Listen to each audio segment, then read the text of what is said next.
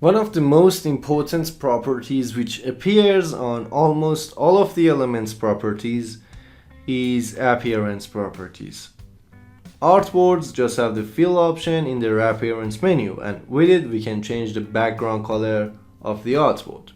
So I'm going to click on this white rectangle here, which represents the background color of my artboard right now, and then this color picker window would appear. We can change the color of our design, play with the hue, and also play with the alpha or transparency of our color.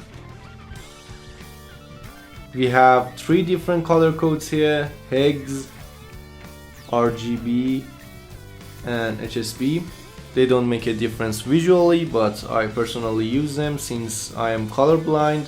So when I'm designing a project, sometimes the stakeholders or other teammates, they give me color codes, and those codes are sometimes in Xd or RGB. So that's one of the ways that I use this different color coding feature in Adobe Xd.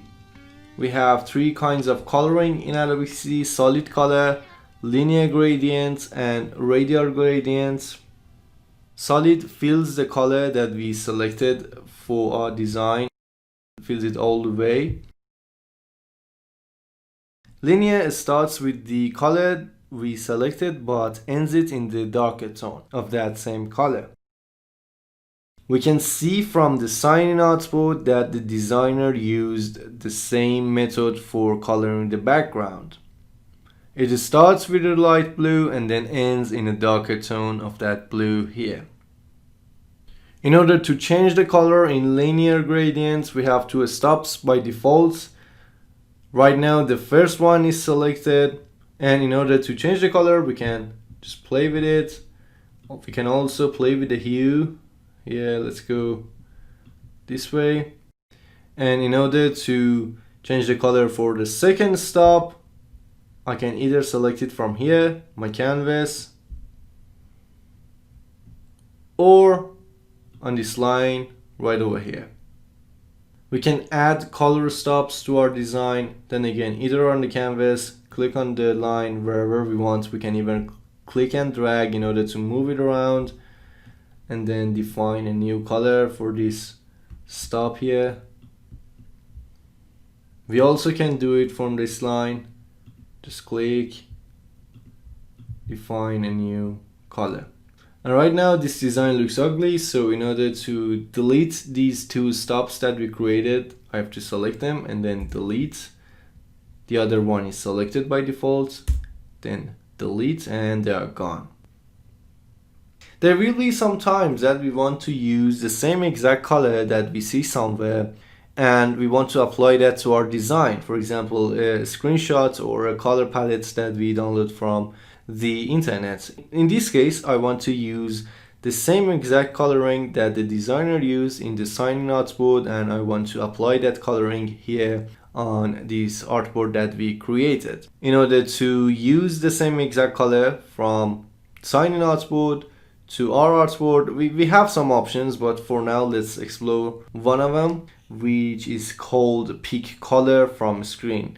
First, let's see how the designer applied linear gradients in sign-in artboard. I'm going to click on this rectangle, and then we can see how the line was placed in that artboard.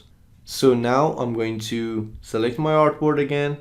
I'm going to click on this rectangle. For this stop, I want to apply the color that is applied right over here. In order to do that, we have this feature named pick color from screen. We can access it faster with the letter I. I'm going to activate it, and now I can pick any color that I want from my screen. So I want the color that's been used here. I'm going to come to this corner and then click, and that exact color is applied on my design right now. I'm going to select the other stop down here, activate the pick color from a screen feature, come all the way to this corner, click, and then we have it. If I place the line just like this, we can see that we have the same coloring for these two artboards.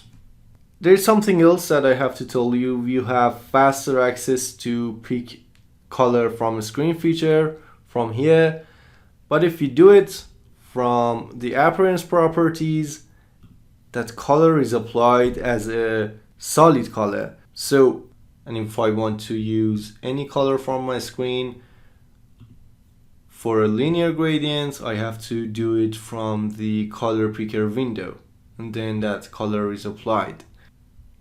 Let's say we want to create more artboards with this background coloring, and it would be awful if every time we want to do that, we have to create an artboard, then come all the way back here, activate the select color from a screen feature and apply the colors and do the rest. So in order to prevent all of that, we have a feature in Xd, and that is we can save these colors. So from the color picker window, right now that the stop is selected over there, if I click on here, this plus button, save color swatch, and as you can see, that color is now right here, so it's saved. I'm going to select the other stop,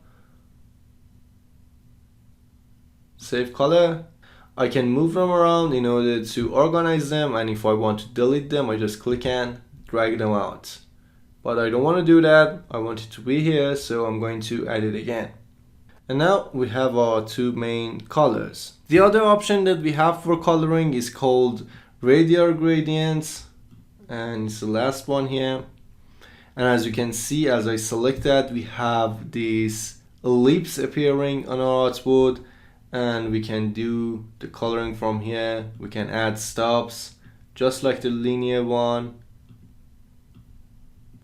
and we can have designs like this, but I don't want these stops. I'm going to select them and then delete them. I want these two colors to be applied here. I can even place my ellipse wherever I want and get creative with it.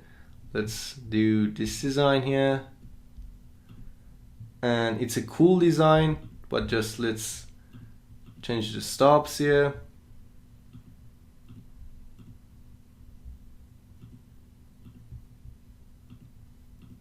Awesome. Now I think it looks way better than the original, so let's keep it. That was the color picker feature. You will use it a lot, coloring artboards, buttons, elements, everything, and it's a very awesome feature in Xd. So that was how to color an element in Adobe Xd. And remember, we have three kinds of coloring: solid, linear, and radial gradients. So get creative with your design. Make sure to subscribe and ring the bell to catch up with the course. Thank you.